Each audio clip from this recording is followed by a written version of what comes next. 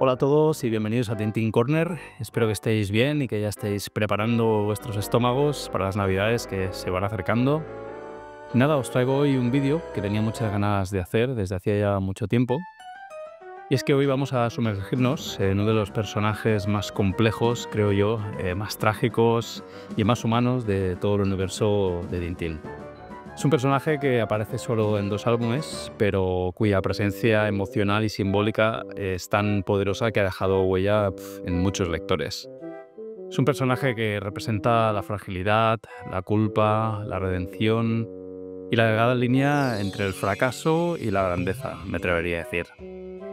Hoy hacemos un monográfico completo sobre Frank Wolf, su origen, su caída, su sacrificio o suicidio, como quieran ver algunos, y también los escenarios alternativos tipo, ¿qué habría pasado si nadie hubiera subido al cohete por error? Si los Hernández Fernández no hubieran estado allí, si el oxígeno hubiera sido suficiente. Porque la historia de Wolf no es solo lo que ocurre, sino también lo que podría haber ocurrido, ¿no? Y como cada pieza pues influye en su destino. Prepárate porque vamos a analizarlo todo.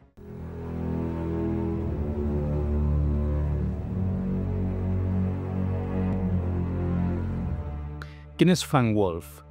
Frank Wolf aparece por primera vez en Objetivo La Luna, presentado como un ingeniero cualificado que forma parte del equipo del profesor Tornasol, en la base de Sbrok, en la central atómica de Sbrok, en la ficticia Sildavia. A primera vista parece un hombre completamente normal, educado, técnico, metódico, con una actitud prudente, discreta.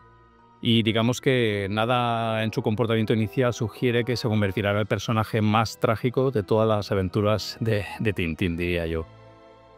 Pero muy pronto empezamos a ver grietas, y esas grietas revelan que Wolf no es solo un ingeniero, sino que es un hombre herido, un hombre que arrastra un pasado que no controla. Un hombre que poco a poco se va desmoronando emocionalmente ante los ojos del lector. Y es que antes de trabajar en Sbrok, Wolf estuvo trabajando en los Estados Unidos en las instalaciones atómicas de White Sands y fue allí donde se enganchó al juego. La ludopatía lo llevó a acumular deudas imposibles de pagar. Y su vulnerabilidad fue exactamente la puerta para que una organización extranjera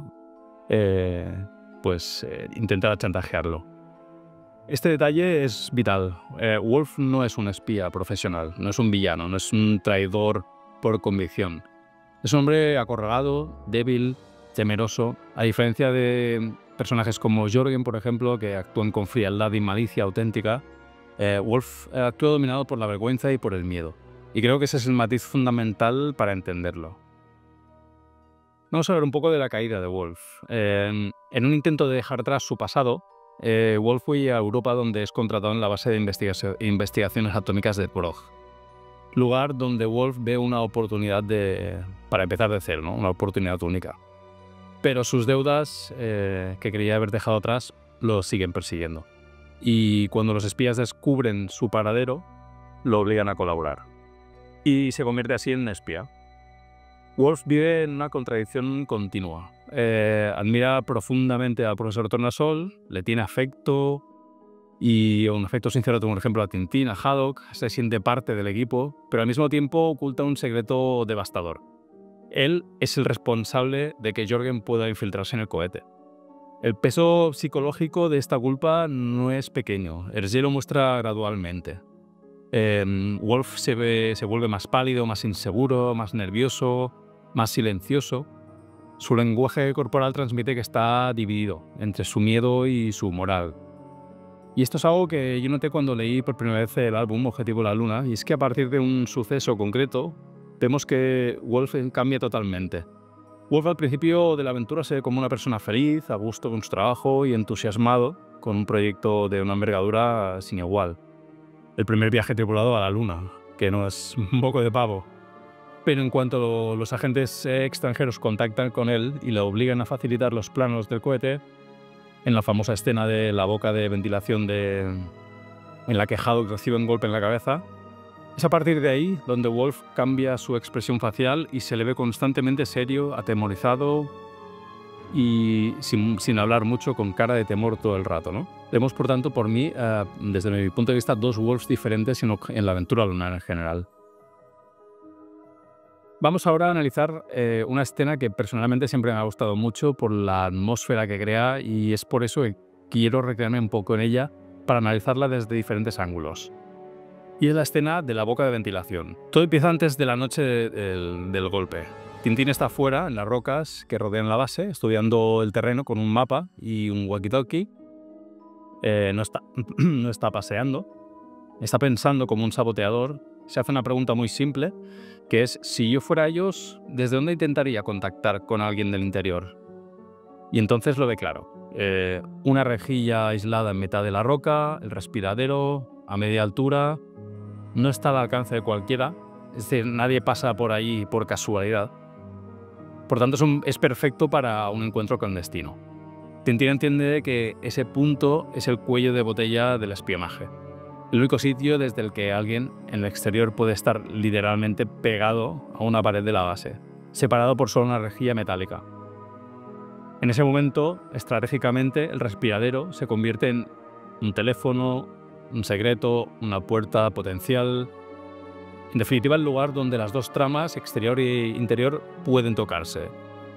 Y Tintín toma aquí una decisión inmediata: avisar al capitán y organizar la vigilancia. ¿Cuál es el reparto de roles? ¿Por qué Tintín va fuera y Haddock se queda dentro? Cuando Tintín llama, no está improvisando. Está cerrando una trampa. Él se reserva el papel más peligroso, que es el de salir fuera, esconderse en la roca, esperar a los saboteadores intentando acercarse al respiradero. ¿Y qué papel le da al capitán? Pues uno que tiene todo el sentido del mundo, que es vigilar el mismo respiradero desde dentro del corredor, a cubierto, con buena posición y sabiendo exactamente dónde está el punto débil. Hay una lógica muy clara aquí. Tintín fuera, en contacto con el enemigo; Haddock dentro, protegiendo el interior. Si alguien intenta usar el respiradero, quedará atrapado entre los dos. En el papel es un plan perfecto, sin fisuras, diría yo. Pero hay un factor que Tintín no conoce, y es que dentro de la base hay alguien que ya está vendido al enemigo.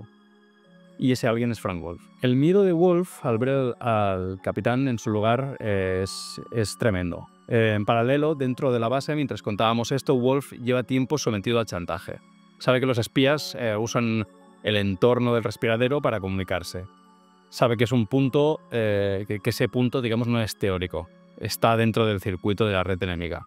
Cuando ve al capitán salir de su habitación y dirigirse hacia esa zona, Wolf siente un vuelco en el estómago realmente.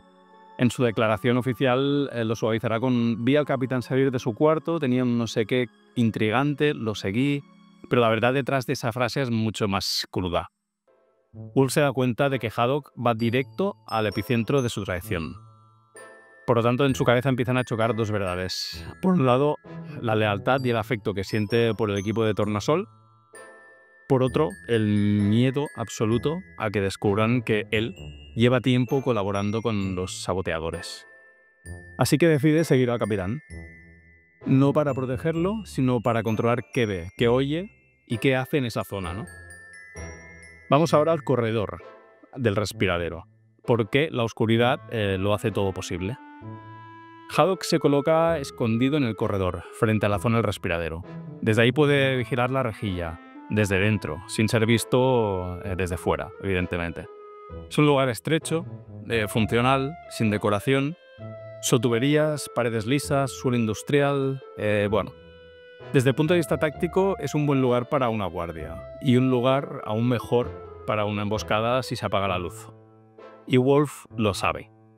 Aquí entra en juego su perfil de ingeniero, ¿no? Que bueno, no solo conoce la estructura física de la base, también por ejemplo, cómo se alimenta de electricidad, qué cuadros de luz hay, qué secciones se pueden apagar sin dejar toda la central a oscuras. Él lo sabe. Su dilema es bastante brutal. Si no hace nada y el capitán nos sorprende en un contacto en el respiradero, la investigación acabará llegando a él. Si interviene, tiene que hacerlo sin delatarse. Y el recurso que tiene a mano para recuperar algo de control es precisamente ese, la luz. ¿Por qué Wolf entonces decide cortar la luz? Desde fuera de la historia, Hergé podría haber hecho que el agresor actuara directamente. Pero dije introducir un apagón. Narrativamente, el apagón sirve para 3 cosas. Justificar que nadie vea al agresor, aumentar la tensión, la fórmula pasillo más oscuridad es suspense directo, darle a Wolf un margen para actuar sin que se vean sus gestos. Desde la lógica del personaje, cortar la luz es casi inevitable. Si intenta convencer al capitán de que abandone el puesto, levantará sospechas. Si se limita a mirar desde lejos, no controla nada. Si apaga las luces, en cambio, convierte el juego en algo que sí puede manejar. Ruido, proximidad, sorpresa. Por eso cuando Haddock relata lo ocurrido, lo primero que menciona es: de repente se apagó la luz y el corredor quedó sumido en la total oscuridad. Ese de repente no es un accidente técnico. En esta lectura, la decisión consciente de Wolf de crear un escenario donde él y solo él sabe lo que va a pasar es clave. El segundo decisivo es el roce y el golpe. Una vez a oscuras, el pasillo deja de ser un espacio neutro, se convierte en una trampa, básicamente. Haddock no ve nada, solo tiene sus oídos, sus manos y su instinto, digamos. Wolf, en cambio, sabe exactamente dónde estaba situado el capitán antes de apagarse las luces. Conoce la distancia, la posición aproximada, el lado de la pared en el que se había pegado y, a partir de aquí, se acerca. No como un asesino entrenado, porque no lo es, sino como un hombre nervioso al borde del colapso total. Y como era de esperar, comete un error. Se acerca demasiado. El propio Haddock, por ejemplo, al comentarlo después, dice: sentí que algo me rozaba. Ese roce es puro oro narrativo. Nos dice que el agresor pasa extremadamente cerca. Nos indica que no ataca de lejos. No hay proyectil, no hay arma de fuego. Es un ataque de proximidad. Un cuerpo a escasos centímetros del suyo. Haddock reacciona, se gira, intenta ver qué ocurre, y es ahí donde Wolf, atenazado por el miedo a ser reconocido, descarga el golpe. No lo vemos, RG no dibuja el arma, de forma muy inteligente para mí, no nos muestra la postura exacta, y eso es lo que abre la puerta a la interpretación. Pero el efecto, si lo oímos de boca del capitán, dice: al mismo tiempo me pareció que la cabeza me estallaba. No es un empujón, no es un tropiezo, es un impacto directo a la cabeza, un golpe seco calculado para dejarlo fuera de combate en el primer intento. Desde el punto de vista psicológico, este es el punto sin retorno de Wolf, creo yo. No solo ha engañado, no solo ha pasado información, sino que ahora ha levantado la mano a uno de los suyos. Entonces, ¿por qué Wolf finge tan bien ser la víctima? Una vez que el capitán cae al suelo, Wolf tiene un problema nuevo. ¿Qué hace él allí? Sabe que en cualquier momento la luz puede volver o puede llegar alguien más al corredor y a ver qué pasa, ¿no? Si lo encuentran de pie solo junto a un Haddock inconsciente, estará perdido directamente. Necesita convertirse también él en una víctima. Y aquí la conducta de Wolf encaja milimétricamente con su carácter. Porque Wolf no es un villano. No es un villano frío que se va sin más. Es un tipo asustado que improvisa sobre la marcha. Lo hemos visto antes. Siempre intenta justificarse, siempre intenta explicar sus actos. Y así, que en esos segundos de oscuridad, Wolf se aleja unos metros, se tira al suelo o se golpea levemente contra una tubería. Y cuando vuelven las luces aparece desorientado, sujetado por los otros 2 policías, gritando: déjenme, soy el ingeniero Wolf. Por tanto, ha construido su coartada con 3 elementos: la oscuridad total, nadie ha visto quién ha golpeado a quién; su propio estado agitado, parece otro agredido; el lío que viene del exterior, disparos, aullidos, que distraen a todo el mundo, realmente. Y ahí viene también la explicación oficial ante Baxter, que suena bastante acortada, porque cuando Baxter llega y pregunta qué ha pasado, la escena ya está montada. Capitán inconsciente en el suelo, Wolf agitado por los 2 policías, el ruido de disparos desde fuera, y Baxter pide orden, básicamente. Primero habla el capitán, luego Wolf. Lo importante es escuchar la elección de las palabras de Wolf, creo. Es muy importante. Él dice: vi por casualidad al capitán que salía de su cuarto. Tenía un no sé qué intrigante. Lo seguí. Cuando se escondió yo hice lo mismo. Entonces cortaron la corriente. Oí un golpe sordo y el ruido de un cuerpo que se desplomaba. Me precipité en su busca. Alguien me empujó desde las sombras. Es una narración técnicamente perfecta, pero tan perfecta como falsa. Justifica por qué estaba allí, lo seguí por curiosidad, reconoce su presencia para no parecer que quiere ocultarla, introduce un alguien indeterminado que nunca se ve, se coloca a sí mismo como un casi héroe que intenta ayudar al capitán, se otorga también el rol de víctima, ¿no? Porque dice, me empujaron. En otras palabras, Wolf lo que hace es borrar sus propias huellas y las reparte entre un agresor fantasma y un caos general que se ha generado ahí. Para Baxter, que bastante tenía el hombre con un cohete atómico en construcción y disparos desde fuera de la base, por lo tanto, la explicación para él es suficiente, no tiene elementos tampoco para desmontarla.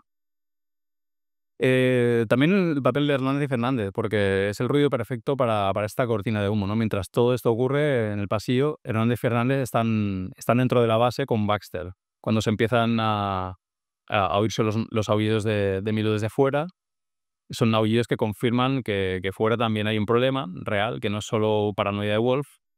Y esto también proporciona a Wolf el mejor aliado, digamos, involuntario, ¿no? El caos, auspiciado también por los policías, ¿no? Con disparos desde el exterior, aullidos, paracaidistas huyendo, capitán inconsciente y los detectives pululando por ahí, ¿no? Nadie tiene la capacidad mental para decir, un momento, Wolf, vuelve a explicarlo porque es que no me lo creo. Entonces la mediocridad profesional de los detectives crea el entorno perfecto para mí para que la versión de Wolf pase como otra explicación plausible dentro de este ruido, ¿no? Porque esta escena es clave en el arco de Wolf para mí, ¿no? Si miramos solo la superficie, la escena del respiradero es un misterio, ¿no? Un ataque en la oscuridad. Pero si la leemos como el punto de ruptura moral de Wolf, gana un peso enorme dentro de la historia. Hasta aquí Wolf era un hombre débil, chantajeado, que pasaba información, pero que todavía no había tocado directamente a nadie. Con el golpe al capitán, para mí cruza una línea, la de la violencia física, y se convierte ya en un agresor. Y carga con una culpa que no puede confesar. Esto explica a la perfección para mí su estado mental después de esta escena, ¿no? Su mirada perdida, sus dudas constantes, su incapacidad para sostener la mentira. Y sobre todo hace que su sacrificio final tenga otro nivel de lectura.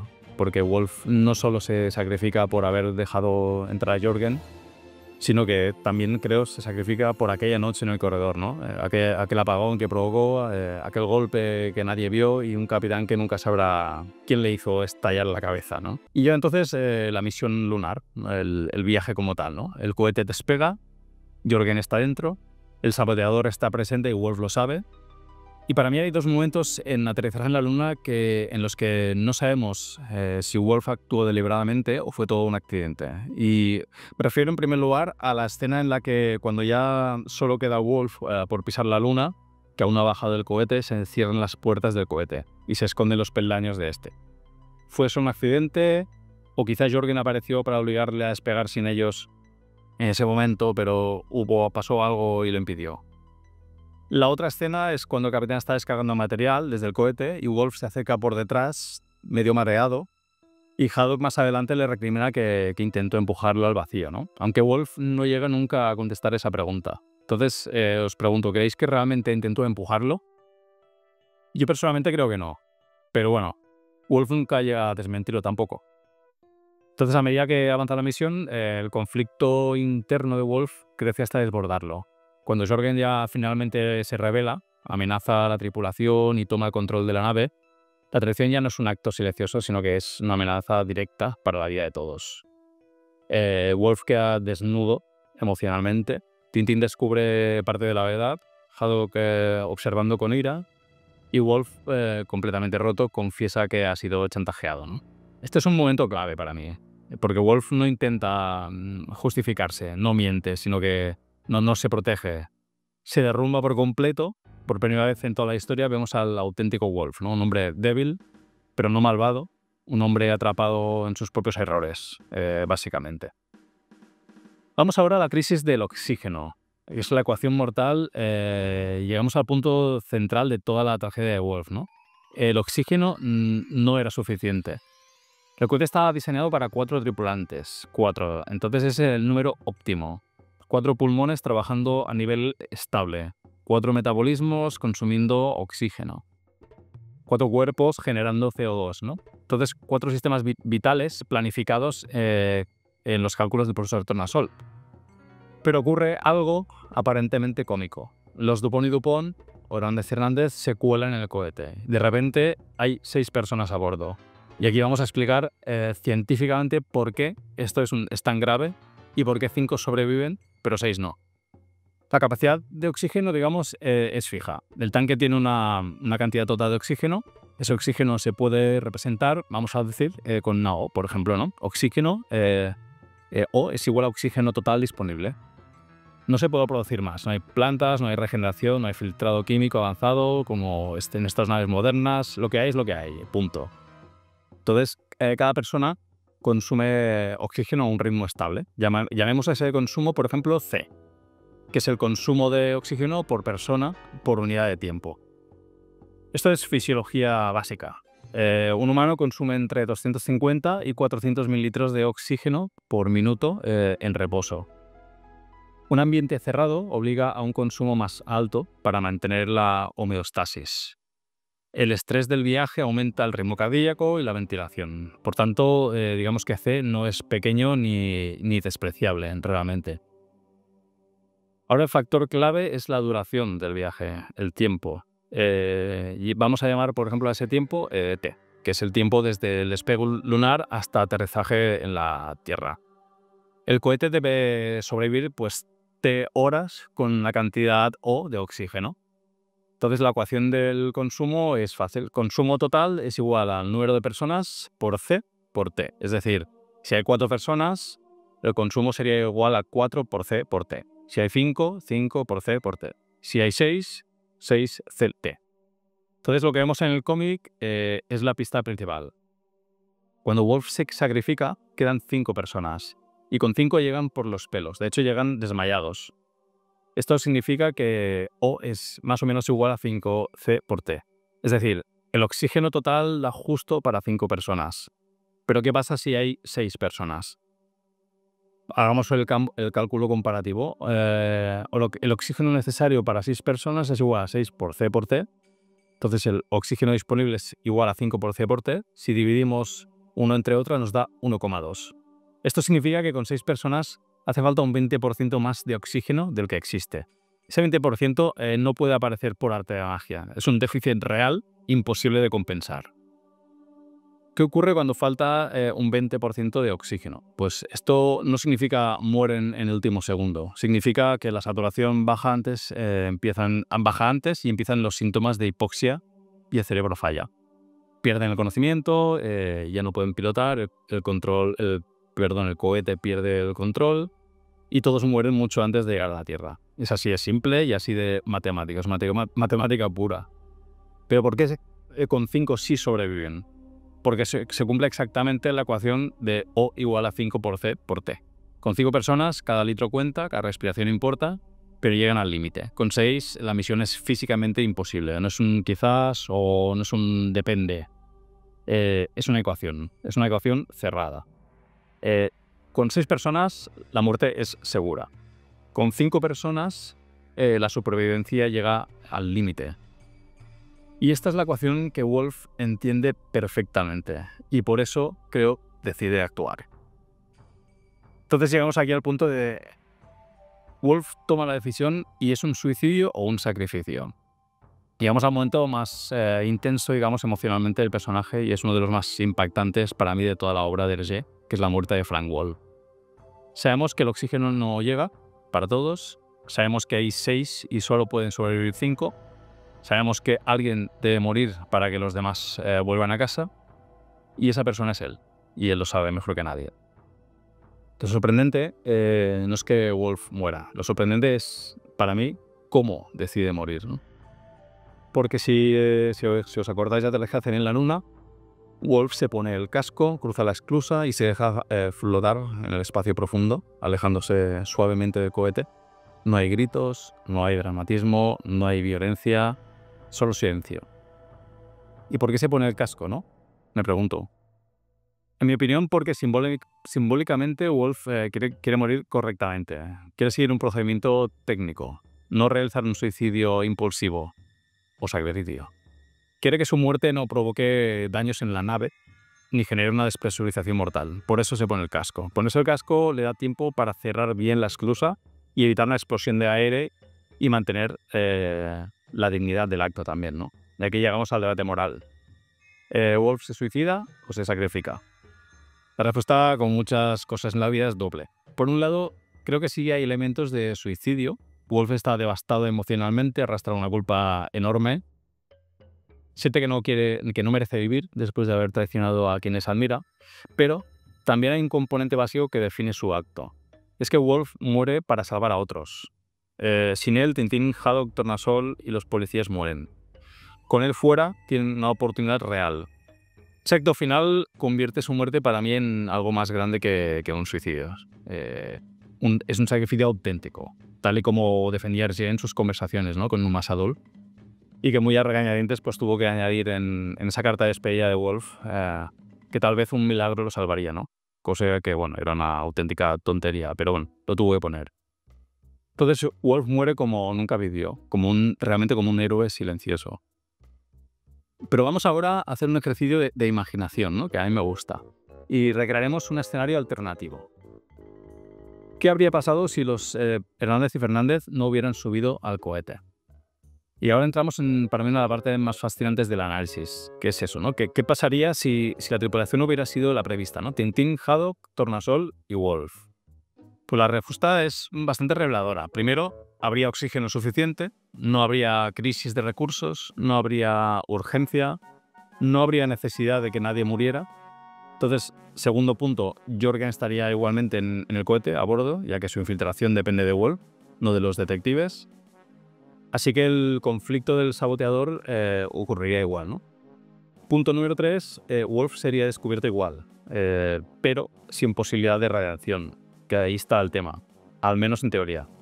Pero sin el problema del oxígeno, Wolf no tendría una salida heroica. Tintín y Haddock lo detendrían seguramente, lo asegurarían, el cohete volvería con él, vivo pero destruido moralmente, y al volver a la Tierra probablemente sería arrestado, juzgado por espionaje científico, condenado probablemente a años de prisión y convertido en auténtico paria científico a nivel internacional.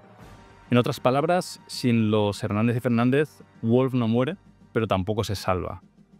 Vive para enfrentarse a la peor versión de sí mismo, sin dignidad y sin redención posible. En otras palabras, la aparición accidental de Hernández y Fernández a bordo permite a Wolf morir como un héroe, cosa que no habría podido pasar sin ellos. Y esto es irónico, ¿no? Que la presencia de los detectives, que en apariencia solo estorban, ¿no?, o al menos eso parece, es lo que le da a Wolf la oportunidad de hacer algo grande realmente por primera y última vez en su vida. Los detectives provocan ese desequilibrio que hace posible el sacrificio. Por tanto, gracias a ellos, Wolf puede morir como un héroe y no vivir como un traidor. Entonces, a nivel de reflexión final, para mí es el personaje más humano de Tintín, de las aventuras de Tintín. Frank Wolf es uno de los personajes más humanos que Hergé creó jamás. No es fuerte como Haddock, no es brillante como Tornasol, no es valiente como Tintín. Es un hombre que falla, que cede, que teme, que decepciona, pero también es un hombre capaz de lo que muchos no serían, que es dar la vida por los demás. Su muerte para mí es uno de los momentos más intensos y adultos de toda la serie, de toda la saga de Tintín. Es un recordatorio de que la redención existe incluso para los que han caído más bajo, ¿no? Y que un único acto final puede iluminar pues, una vida entera. Wolf no es un héroe clásico. Para mí es mejor que eso, es un héroe trágico, un hombre profundamente imperfecto que en su último aliento hace lo correcto. Y por eso su sombra sigue viva en la memoria de los lectores, al menos en la mía, eso seguro. Y entonces te pregunto a ti, ¿cómo interpretas tú el final de Frank Wolf? ¿Crees que fue un suicidio, un sacrificio, una mezcla de ambos? Bueno, sea como sea, te leo si quieres en los comentarios. Coméntame qué crees tú sobre Frank Wolf, sobre toda su figura. Y nada, espero que os haya gustado este breve vídeo que quería hacer sobre la figura de este personaje, que me parece fascinante. Creo que es espectacular, es uno de los secundarios, de la constelación de secundarios, de los que más me gusta y del cual pues seguiremos hablando. Y aquí quería hacer un pequeño anuncio, una pequeña primicia, que es que tengo la idea de hacer un especial sobre la aventura lunar.